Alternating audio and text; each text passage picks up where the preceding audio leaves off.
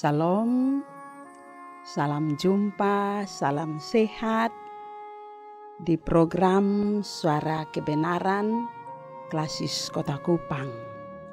Mari kita awali seluruh aktivitas hari ini dalam tuntunan firman Tuhan dan mari kita berdoa. Bapa di sorga, hari baru adalah berkat Tuhan untuk kami menjalani, dan kami perlu kebenaran-Mu untuk menuntun kami dalam seluruh aktivitas hari ini. Kami siap membaca firman-Mu dan merenungkannya. Tolong kami dalam roh dan kebenaran-Mu, sehingga kami merenungkan mengerti firman-Mu dan kami melakukannya. Dalam nama Tuhan Yesus Kristus, firman hidup, kami berdoa. Amin. Pembacaan firman Tuhan terambil dari Injil Matius pasal yang ke-11 ayat 2 sampai ayat yang ke-19. Dengan perikop Yesus dan Yohanes Pembaptis. Di dalam penjara, Yohanes mendengar tentang pekerjaan Kristus, lalu menyuruh murid-muridnya bertanya kepadanya, "Engkaukah yang akan datang itu, atau haruskah kami menantikan orang lain?" Yesus menjawab mereka, "Pergilah dan katakanlah kepada Yohanes apa yang kamu dengar dan kamu lihat. Orang buta melihat, orang lumpuh berjalan, orang kusta menjadi tahir, orang tuli mendengar, orang mati dibangkitkan, dan kepada orang miskin diberitakan kabar baik. Dan berbahagialah orang yang tidak menjadi kecewa dan menolak aku." Setelah murid-murid Yesus pergi, mulailah Yesus berbicara kepada orang banyak itu tentang Yohanes. "Untuk apakah kamu pergi ke padang gurun? Melihat buluh yang digoyangkan angin kian kemari? Atau untuk apakah kamu pergi melihat orang yang berpakaian halus? Orang yang berpakaian halus itu tempatnya di istana. Jadi untuk apakah kamu pergi melihat nabi? Benar, dan aku berkata kepadamu, bahkan lebih daripada nabi, karena tentang dia ada tertulis, 'Lihatlah, aku menyuruh utusanku mendahului engkau. Ia akan mempersiapkan jalanmu di hadapanmu.' Aku berkata kepadamu, sesungguhnya di antara mereka yang dilahirkan oleh perempuan tidak pernah tampil seorang yang lebih besar daripada Yohanes Pembaptis. Namun yang terkecil dalam kerajaan sorga lebih besar daripadanya. Sejak tampilnya Yohanes Pembaptis hingga sekarang, kerajaan sorga diserong, dan orang yang menyerongnya mencoba menguasainya. Sebab semua nabi dan kitab Taurat bernubuat hingga tampilnya Yohanes. Dan jika kamu mau menerimanya, ialah Elia yang akan datang itu. Siapa bertelinga, hendaklah ia mendengar. Dengan apakah akan kuumpamakan angkatan ini? Mereka itu seumpama anak-anak yang duduk di pasar dan berseru kepada teman-temannya, 'Kami meniup seruling bagimu, tetapi kamu tidak menari. Kami menyanyikan kidung duka, tetapi kamu tidak berkabung. Karena Yohanes datang, ia tidak makan dan tidak minum, dan mereka berkata, ia kerasukan setan. Kemudian anak manusia datang, ia makan dan minum, dan mereka berkata, lihatlah, ia seorang pelahap dan peminum, sahabat pemungut cukai dan orang berdosa. Tetapi hikmat Allah dibenarkan oleh perbuatannya. Demikian firman Tuhan. Berbahagialah kita yang mendengar, kita merenungkan dan melakukan di dalam hidup kita. Bapak, Mama, saudara-saudara yang diberkati Tuhan, Shalom.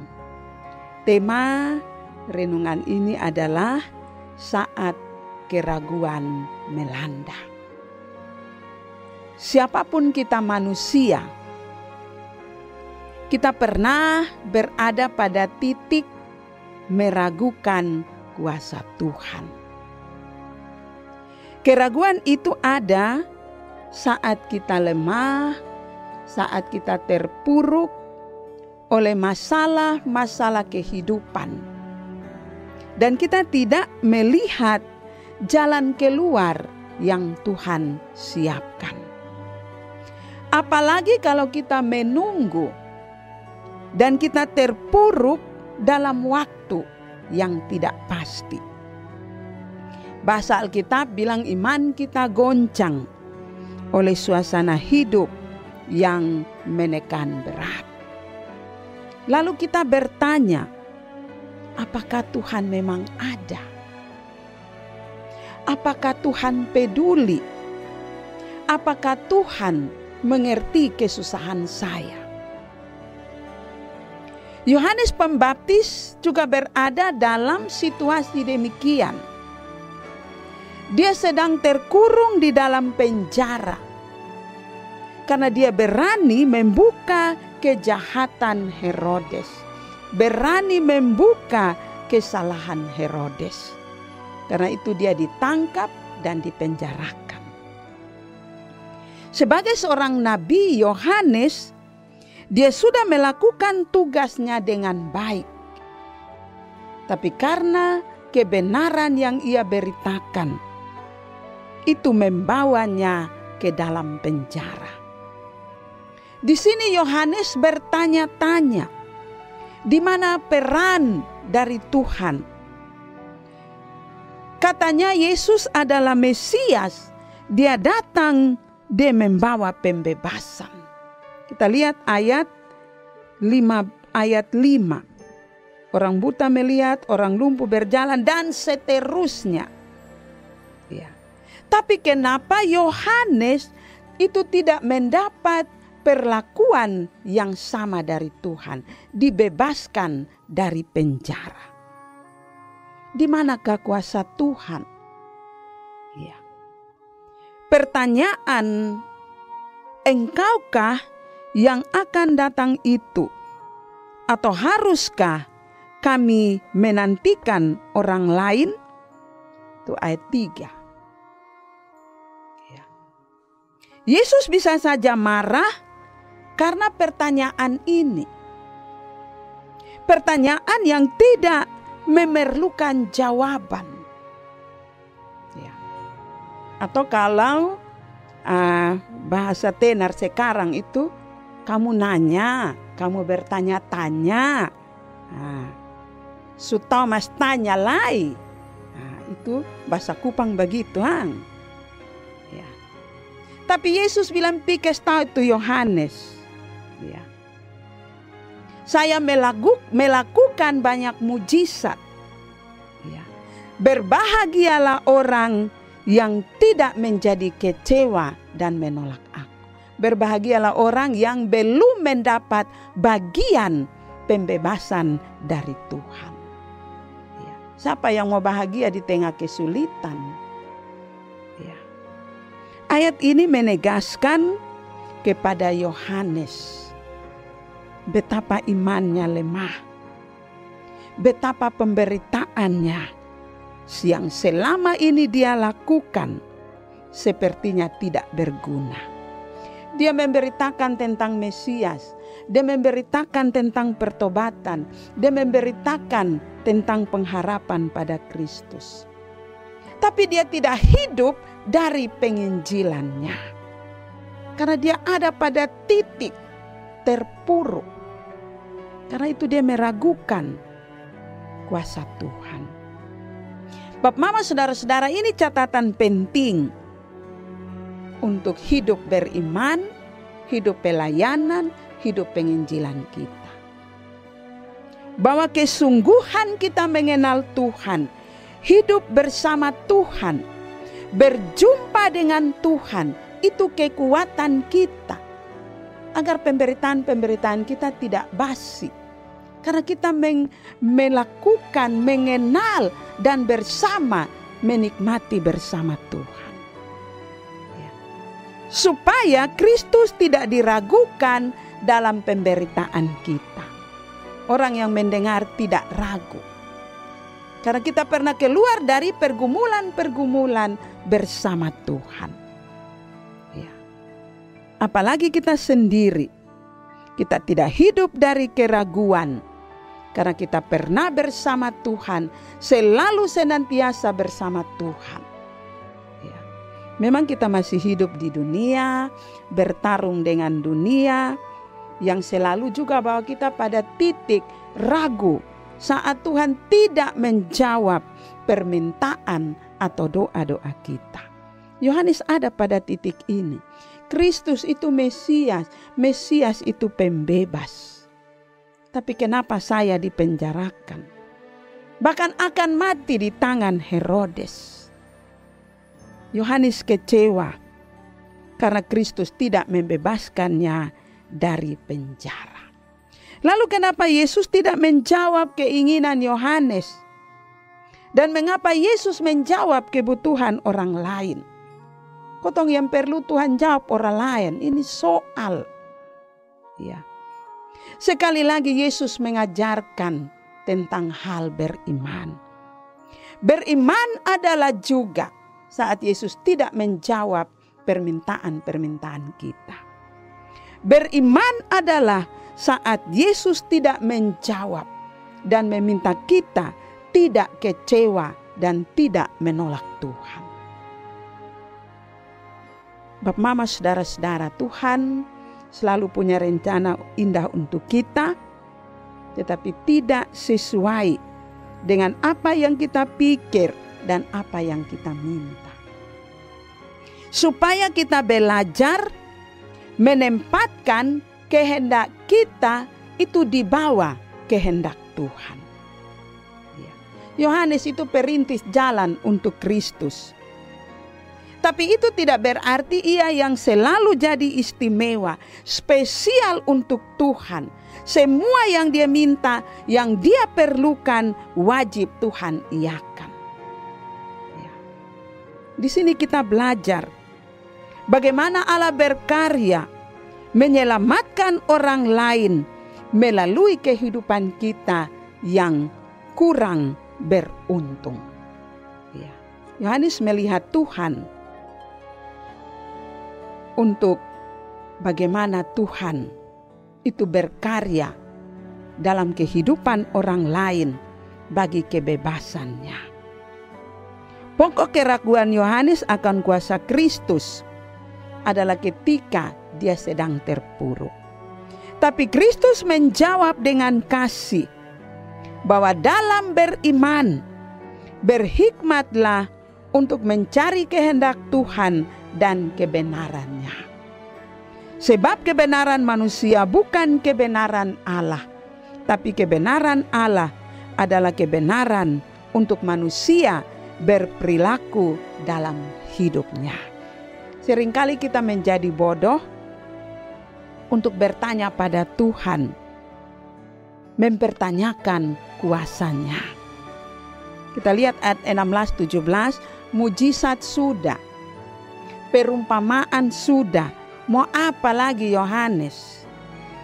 Masihkah ragu kuasa Allah yang tidak terbatas itu? Dan yang tidak bisa dibatasi oleh apapun. Ya.